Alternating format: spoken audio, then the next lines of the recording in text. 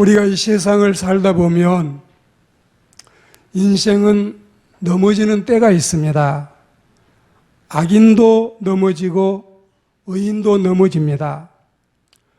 우리가 악인과 선인을 구별하는 방법은 윤리와 도덕에 비추어서 선하게 사느냐 악하게 사느냐에 따라서 악인과 의인을 구별하기도 하는데, 하나님의 성경 말씀 속의 사상은, 특별히 잠언에서는 하나님을 믿는 신앙인을 의인으로, 믿지 않는 불신앙인을 악인으로 지칭하는 경우가 많이 있습니다.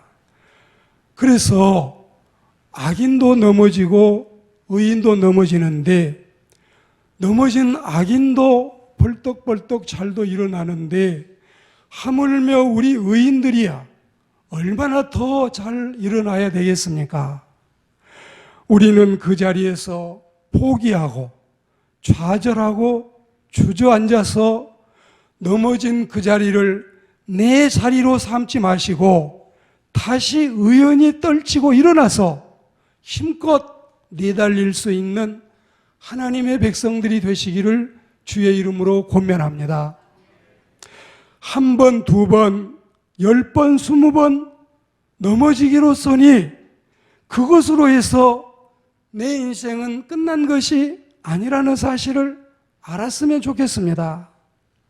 더구나 성공은 언제나 실패 뒤에 숨어서 따라오기 마련이고 어김없이 나타나기 마련이기 때문에 그러합니다. 악인도 넘어지면 일어나는데 의인이야 말할 게 뭐가 있겠습니까? 의인은 안 넘어지는 사람이 아니라 넘어질지라도 다시 일어나는 사람이 바로 의인의 모습인 것입니다. 넘어짐을 두려워하지 마십시오. 그리고 넘어짐을 오히려 디딤돌로 삼아서 점프할 수 있는 기회로, 이 위기를 극복하는 반전의 기회로, 역전의 기회로 삼는 하나님의 백성들이 되기를 주의 이름으로 축복합니다. 그래야만 우리는 다시 재기에서 성공자의 반열에 설 수가 있고 승리자로서의 인생을 살아갈 수가 있는 것입니다. 넘어짐이 유익할 때가 있어요. 넘어짐이 오히려 우리에게 약이 되고 득이 될 때가 있습니다. 돼지라는 동물은 하늘을 올려다볼 수 없는 동물입니다. 그 이유는 그 동물의 목이 곧은 데다가 그리고 땅바닥을 향하고 있기 때문에 그러합니다. 그 동물은 자신의 목을 기껏 높이 들어 올려봤자 45도밖에는 올릴 수가 없습니다. 그러니 이렇게 푸르른 하늘을 어찌 그 동물이 쳐다볼 수가 있겠어요? 그런데 돼지가 하늘을 볼 수 있을 때가 있습니다. 가능할까요? 자의로는 하늘을 볼 수 없는 것이 언제 이 일이 가능할까요?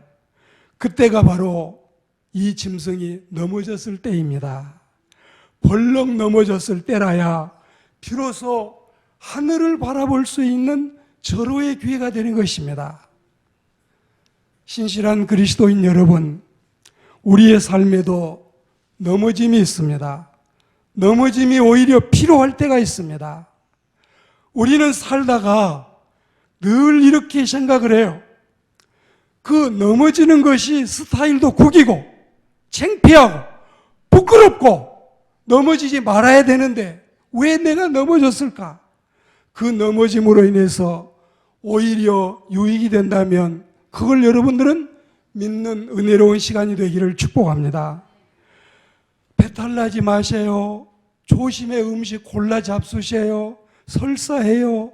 안 돼요. 그러면서 우리가 말리는데 이거는 저나 여러분의 의견이 아니라 의사가 말하기를 우리 몸에 배탈이 나서 한번 쫙 스케링을 해주고 한번 이렇게 비워주는 것이 얼마나 필요한지 몰라요. 그래서 여러분 이 배탈 난 게 몸에 유익할 때가 있답니다. 금년 겨울 감기 들지 마세요. 독감 주사 잘 맞으세요. 콜록거리지 말고 기침 나지 마세요. 추울 때 꼭 껴 입으셔요. 많이 우리가 권면하지만 감기 등게 우리 몸에 그렇게 필요하고 유익하답니다. 이거 여러분 의사가 진단해 준 말이기 때문에 그 부분에 있어서는 우리의 의견보다는 더 유효하게 실속 있게 작용할 줄로 믿습니다. 배탈 나지 않게 하시지만 때로 배탈이 나도 겁내지 마세요. 이게 내 몸에 이렇게 필요했다면서 감기 들지 마세요.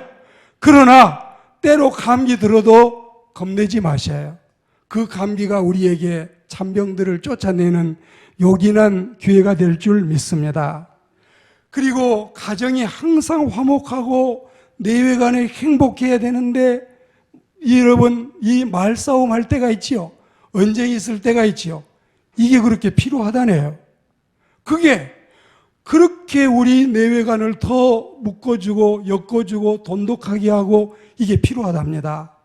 여러분들은 이런 일까지도 좋게 생각하시고 건강이 악화되면 병든 거를 좋아하는 사람은 아무도 없지만 이 세상에 암이 400가지가 넘고 질병이 9,000가지가 넘는다고 하는데 하나도 우리는 원하지 아니하지만 그 병이 잠시 왔다가 스쳐 지나가므로 건강할 때가 너무 감사했고 그 감사를 내가 모르고 잊어먹고 살았구나.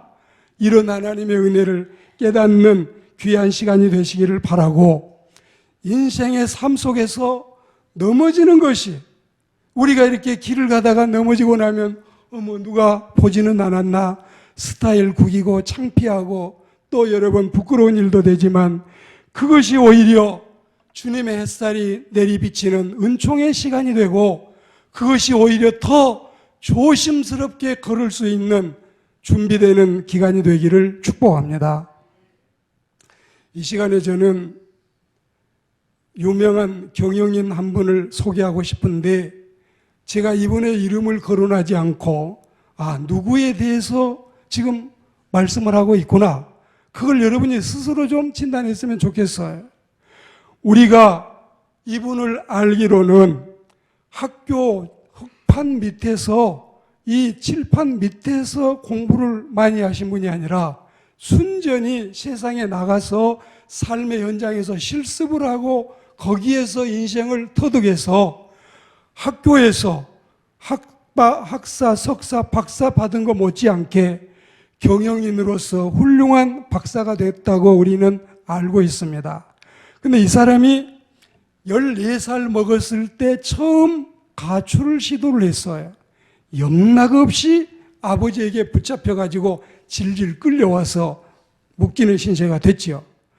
두 번째 가출을 하는데 또 실패를 합니다. 역시 잡혀 들어왔어요. 세 번째로 서울로 가출을 했는데 이도 역시 성공을 못하고 실패를 했습니다. 안 되는구나. 가다가는 영락없이 잡히는구나. 그런데 이렇게 집에서 이 사람이 가출하려고 하는 이 소년의 의도가 무엇일까요? 다름이 아니라 자기 자신의 마음으로 생각해 볼 때는 이 시골 구석에서 이 가난한 우리 집에서는 가망이 없어, 비전도 없어, 내가 좀 한양 바닥이라도 쳐 올라가서 새 세계에서 좀 더 내 꿈을 펼쳐보고 한번 도전해보고 좀 다른 인생을 살고 싶어. 이런 마음에 자기 나름대로 뜻이 있는데 아버지가 반대하고 영락없이 가다가는 붙잡히고 이건 안 되는 건가? 어느 날 보니 청개구리가 버드나무를 올라갔다가 떨어지고 올라갔다 떨어지고 하는데 30번을 이렇게 하는 거예요. 30번을. 조금 올라가서 조금 더 나아지가 있으면 더 높이 갔다 떨어지고 다시 떨어지고.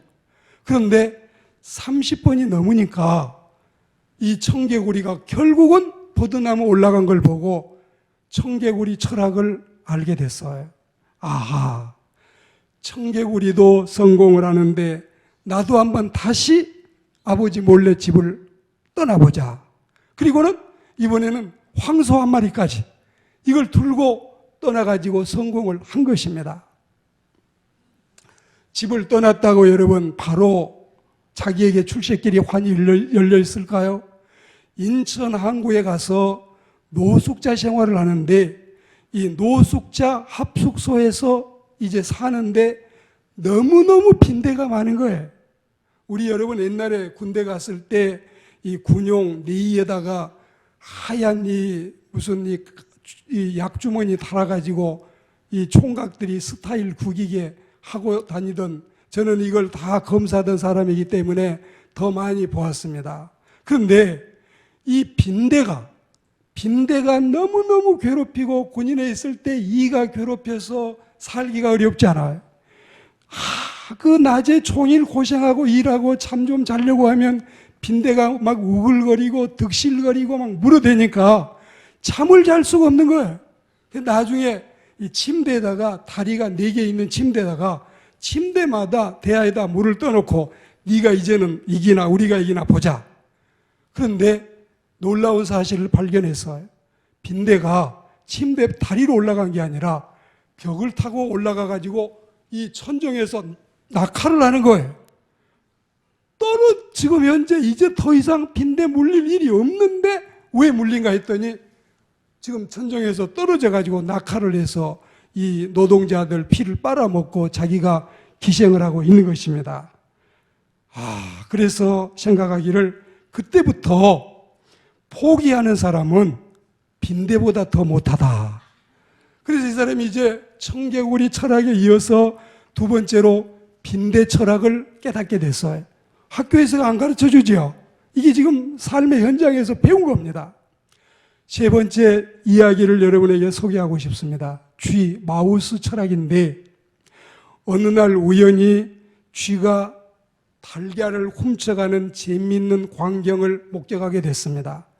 요즘 달걀 너무 비싸니까 여러분 좀 관심 있게 들어보셔요. 도저히 쥐 한 마리가 그 달걀을 가지고 갈 수가 없다고 예감을 하고 직감을 했는데, 무슨 수로 쥐가 달걀을 훔쳐가지? 관찰에 들어갔습니다. 쥐 2마리가 의기양양하게 오더니 한 마리가 달걀을 닫고 벌렁 이렇게 누워지니까 이걸 딱 껴안고 있으니까 다른 쥐 한 마리가 자기 동료 쥐 꼬리를 물고 가고 있는 거예요. 너무너무 놀래가지고 우리네 인생이 마음먹은 뜻을 달성하지 못하고 중도에서 포기한다면 쥐보다도 더 못하다고 판단을 하게 됐던 것입니다. 컴퓨터를 여러분 사용하시지요? 을이 번쩍하는 이 좌판을 보시면 신속하게 돌아가고 있는 모습이 우리 모습 같지만 이 마우스라고 하는 건 쥐라고 하는 거잖아요. 그 작은 걸 가지고 조종을 하는데 쥐도 이렇게 머리를 써서 여러분 가져갈 수 없는 것을 협동작전을 써서 하고 있는 모습을 보면서 우리가 만물의 영장으로 지음을 받은 하나님의 백성인 우리가 쥐보다도 더 못해서 말이나 되겠습니까? 우리는 고귀한 하나님의 귀한 백성들이니 더더욱 하나님은 의인의 반열에 우리를 세우시고 우리의 노력도 노력이지만 하나님께서 우리를 반드시 일으키신다고 하시는데 포기하지 마세요. 존 시나의 말처럼 never give up, 절대로 포기하지 말고 여러분의 담배 끊겠다는 의지가 중도에 포기됐어도 술 끊겠다는 그 결심이 허물어졌어도 올해는 부지런히 우리 운동하고 체력 단련해서 건강하게 살겠다는 여러분의 체육관 출입이 22일 동안에 다시 하고 끝났어도 다시 한번 시도해 보시기를 축복합니다. 한 달에 여러분 우리가 일일이 하겠다, 성경 읽기, 전도하기, 그리고 기도하기, 말씀 보기 매일 준비하고 다짐하고 결심했던 거 허물어졌어도 다시 한번 일어나서 주님 앞에 의지하고 믿음으로 전진해 나가는 하나님의 백성들이 되기를 축복합니다. 제가 지금 동물 시리즈, 곤충 시리즈 같은 말씀을 드리고 있는데 성경에 보니까 개미나 쥐라는 단어는 딱 3번씩 나와 있네요. 그리고 이나 개구리는 나와 있는데 빈대나 청개구리는 나와 있지 않습니다. 물론 돼지는 시청각 실물 교육으로 또 성경에 나와 있는 모습을 볼 수 있습니다. 이 말씀을 들으면서 잠언 6장 6절 말씀에 보시면 게으른 자여 개미에게로 가서 그 하는 것을 보고 지혜를 얻으라. 그러니까 개미에게도 가서 지혜를 얻으라고 하신 하나님의 말씀을 보면 빈대개인들 못 배우겠어요? 청개구리인들 우리에게 교사가 되지 않겠어요? 그리고 여러분 또한 우리에게는 이 여러 가지 작은 미물들, 쥐까지도 돼지까지도 오히려 필요한 교육을 우리에게 할 수 있는 재료가 될 수 있다 이것입니다. 포기 잘하는 자여 청개구리에게로 가서 그 하는 것을 보고 다시 용기를 내보라. 중단하는 자여 빈대에게로 가서 그 하는 것을 보고 다시 시작해보라. 자질구레 핑계하는 자여 마우스 주에게로 가서 그 하는 것을 보고 요령을 배우라. 내 마음속에 하나님의 말씀을 접목시키고 하나님의 말씀을 개미에게 배우라고 하신 이 하나님의 말씀이 때로는 빈대에게도 그리고 청개구리에게도 이 마우스 쥐에게도 배울 수 있는, 그리고 여러분 하나님 앞에서 이것들마저 주님을 섬기는 중요한 자료가 되는 그런 은혜로운 하나님의 백성들이 되기를 주의 이름으로 축복합니다. 넘어지는 자요, 쓰러지는 자요, 실족하는 자요, 자빠지는 자요, 미끄러지는 자요, 우리 다시 일어납시다. 우리가 왜 넘어질까요? 미끄러워서 넘어지기도 하고 힘이 없어 넘어지기도 하고 헛디뎌서 넘어지기도 하고 우리의 힘과 우리의 결심은 약하지만 주님이 우리를 일으켜 세우신다니, 하나님께서 우리를 붙들고 계신다니 이 말씀 부여잡고 반드시 승리하고 재기하는 그리스도인들이 되기를 축복합니다. 오늘 15절과 16절 말씀을 여러분에게 드리고 말씀을 맺겠습니다. 15절을 다 같이 읽어보겠습니다. 시작. 악한 자여 의인의 집을 엿보지 말며 그가 쉬는 처소를 헐지 말지니라. 자, 됐어요. 이것은 한 개인 의인의 가정으로 볼 수도 있지만 의인들이 뭉쳐있는 신앙 공동체인 교회로 영적으로 해석을 해도 무방하고 타당합니다. 그러므로 의인의 가정이나 하나님의 백성들이 모여있는 교회 공동체를 공격하지 말라는 하나님의 경고인 것입니다. 하나님이 함께 하시는 신앙 가정, 하나님이 함께 하시는 교회 공동체, 하나님께서 친히 세우셨다고 마태복음 16장 18절에 말씀했는데 이 의인의 백성들을 괴롭히면 우리 주님은 말씀하기를 사울아, 사울아, 왜 너 나를 핍박하느냐? 내가 언제 당신을 핍박했어요? 언제 당신을 만난 적도 없는데 언제 내가 당신을 핍박했어요? 나를 믿는 이 소자 중에 하나라도 핍박하는 것은 나를 핍박하는 거다. 주님은 약자들과 소자들과 빈자들과 이 세상의 소장농, 품팔이, 노동자, 빈민들, 어떤 사람들이 무시하고 멸시하는 사람들도 당신과 동일시하고 당신과 이코라해서 그들을 핍박하는 것이, 하나님의 백성들을 괴롭히는 것이 주님을, 당신을, 자신을 괴롭히는 거라고 말씀을 했습니다. 그리고 이 신성한 교회, 하나님의 거룩한 교회를 공격하는 것은 주님의 몸을 허는 것입니다. 하나님이 교회를 지키십니다. 하나님이 당신의 백성들을 지키십니다. 아무도 공격하지 못하도록 주님이 막으실 줄 믿습니다. 친히 하나님이 세우신 우리의 가정과 우리의 교회를 주님이 붙잡고 계심을 확신하고 두려움 없이 용기 100배에서 담대한 그리스도인들이 되기를 축복합니다. 16절을 우리 한번 다 같이 읽어보겠습니다. 시작. 의인은 7번 넘어져도 다시 일어나려니와 악인은 재앙으로 말미암아 엎드러지느니라. 여기에서 대전은 이유를 뜻하는 의미의 접속사입니다. 왜 의인은 넘어져도 일어나느냐? 그 이유를 대는 접속사로서 앞에 대저라는 말이 시작이 됐는데, 악인의 공격이 의인을 향하지 말아야 될 이유가 여기에 있습니다. 첫째, 의인은 궁극적으로 승리하기 때문에. 두 번째, 의인은 7번 넘어져도 일어나기 때문에. 세 번째, 그 모든 승리의 보장은 하나님이 주고 계시기 때문에. 할렐루야. 이 정도 됐으면 여러분 겁날 게 뭐 있어요? 두려울 게 뭐가 있어요? 오늘 우리는 인간적인 눈으로 볼 때 사람이 7번 넘어졌다고 하는 것은 확실한 패배를 의미합니다. 완벽하게 허물어지고 이거는 재기불능으로 쓰러졌다는 뜻이에요. 성경에서 7번은 완전수이기 때문에 인간의 눈으로 보면 도저히 저 사람은 다시 일어날 수 없다. 이제 저 사람은 끝장이다. 장사 치러야 된다.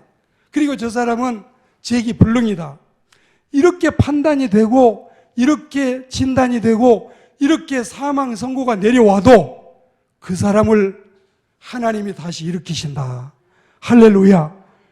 우리가 주님을 믿는 믿음 안에 있으면, 하나님의 백성이기만 한다면 하나님은 그 사람을 일으켜 세우십니다. 자, 사람이 거꾸로 들여 놓았습니다. 사람이 그 사람을 공격해서 묵사발을 만들고 아주 그냥 초를 쳐서 인생을 끝장을 냈습니다. 그런데 하나님이 그 사람을 일으켜 세우십니다. 할렐루야. 최우승 장로님이나 여러 기업하는 송삼석 장로님이나 이분들 보십시오. 이 모나미 볼펜 송삼석 장로님이 빚만 잔뜩 지고 하나도 이 수입은 없고 인생이 패배됐을 때 하나님의 집에 올라가서 하나님 나 좀 다시 한번 살려주세요. 이런 이 말씀을 부여잡고 기도했을 때 하나님 이제 다시 내려가서 모나미 볼펜에다가 153이라고 써가지고 이걸 세계 인류가 당시 50억이었는데 한 50억 자루를 만들어서 모든 이 사람들에게 한 자루씩 가져가게 해주십시오. 물론 이게 개별적으로 하지 않고 많이 쓰는 사람이 더 가져가겠지만 이 송삼석 장로님이 거기에서 일어나지 않습니까?